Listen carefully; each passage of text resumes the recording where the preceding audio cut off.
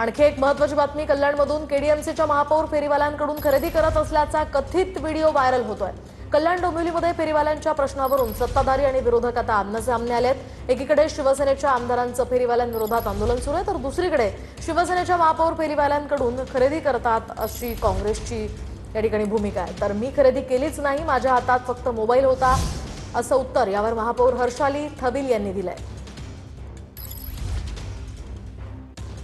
महापौरांचा एक photo viral झालेला होता की जिथे त्या स्वतः एका हातगाडीवाल्याकडनं काही सामान घेत होते आणि त्यांच्या छोट्याशा त्या धंद्याला ते प्रोत्साहन देत होते। हे तुम्ही देखील बघितलं असेल।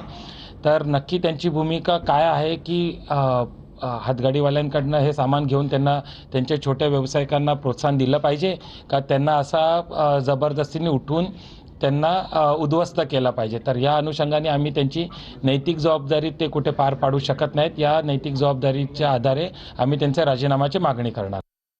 जेव्हा मी माझ्या फॅमिली सोबत गेली होती शॉपिंगसाठी, पण मी त्या फेरीवाल्यांकडे कोणतीही वस्तू घेतलेली नाही आहे। हे तुम्ही बघता आहेत की माझ्या हातात एक मोबाईल आहे आणि 2 महिला आहेत त्या माझ्याशी चर्चा करत आहेत की मॅडम आमची इथे पाण्याची समस्या आहे। जेव्हा नागरिक आम्हाला रस्त्यात भेटतात तर त्यांच्याशी मला चर्चा करणं गरजेचं आहे, मी त्यांना टाळू शकत नाही आहे। त्यामुळे मी एवढं सांगेल की मी कोणत्याही फेरीवाल्याला पाठीशी घालत नाही आहे किंवा मी त्यांच्याकडून कोणती वस्तू खरेदी करत आहे।